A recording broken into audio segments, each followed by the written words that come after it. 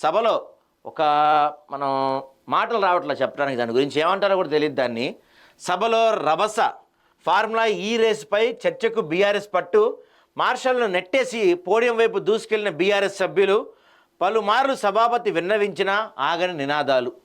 ఎంత దారుణం అంటే ఒకసారి చూ.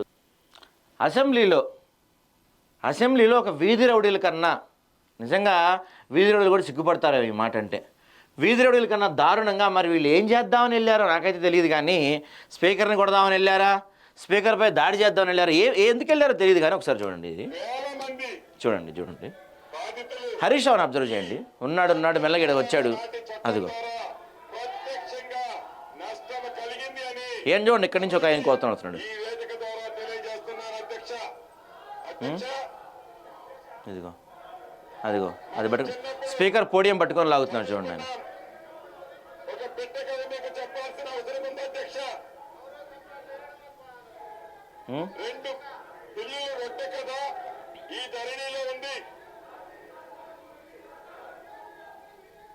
ఏదైతే రెండు పిల్లల మధ్య ఒక రెట్ట కథ గ్రామీణ ప్రాంతాల్లో కథలుగా చెప్పుకుంటారు అధ్యక్ష. సో ఆ కథ ఏంటంటే ఒక వీళ్ళు మన అసెంబ్లీ సభ్యులు నిన్న అసెంబ్లీలో స్పీకర్ వైపు దూసుకొచ్చారు. ఏది, ఫార్ములా ఈ రేస్ గురించి చర్చ జరగాలని. అరే నాయన, ఫార్ములా ఈ రేస్ గురించి ఆల్రెడీ ఇప్పటికే ఈడీ కేసు నమోదు చేసింది. ఈడీ కేసు నమోదు చేసిందంటే అక్కడ తప్పు జరిగినట్టే.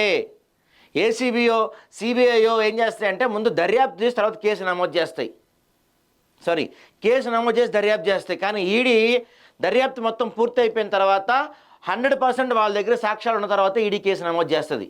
మీ అక్క ఆల్రెడీ జైలుకి పోయి వచ్చింది కదా, తెలవదా మీ కవితక్క? ఈడీ అంటే వాళ్ళు మొత్తం ప్రూఫ్స్ అన్ని దగ్గర పెట్టుకున్న తర్వాత కేసు నమోదు చేస్తారు. ఈడీ ఒకసారి కేసు నమోదైందంటే నువ్వు శిక్ష, నీ ముద్దాయి అన్నట్టే. నీకు నువ్వే ప్రూవ్ చేసుకోవాలి నేను చేయలేదు అక్కడ అని. ఈడీ ఏం చేయదు ఇంక అక్కడ. మినిమం కామన్ సెన్స్ అది. దాని గురించి మీరు నిన్ను స్పీకర్ వైపు దూసుకుపోతున్నారు వీళ్ళు. మళ్ళీ గతంలో వీళ్ళు 10 సంవత్సరాలు మంత్రులుగా చేశారు, సీనియర్ ఎమ్మెల్యేలు. వీళ్ళంతా ఇట్లా దూసుకెళ్తున్నారు స్పీకర్ వైపు. ఇక్కడ ఒక పెద్ద మనిషి ఉంటాడు, కౌశిక్ రెడ్డి అనేవాడు. ఏడి ఒకసారి ఈ బాగా క్లియర్గా చూడండి. ఇదిగో ఇక్కడ ఉన్నాడు కౌశిక్ రెడ్డి. ఎక్కడ ఏ ఛాన్స్ దొరికిద్దా, ఎప్పుడు దూరిపోదాం అని రెడీగా ఉంటాడు అనమాట. ఇదిగో కౌశిక్ రెడ్డిని అబ్జర్వ్ చేయండి క్లియర్గా.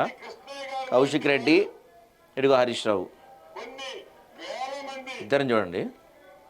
సిగ్నల్ ఇచ్చుకున్నారు. అదిగో కౌశిక్ రెడ్డి, అదిగో తోసుకుంటా.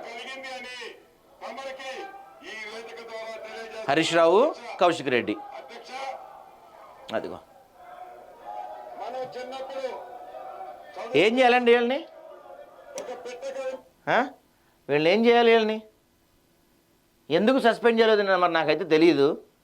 అసలు ఈ సమావేశాలు మొత్తం సస్పెండ్ చేయొచ్చు వీళ్ళని. ప్రతి దానికి ప్రతి విషయానికి రచ్చ చేయటం.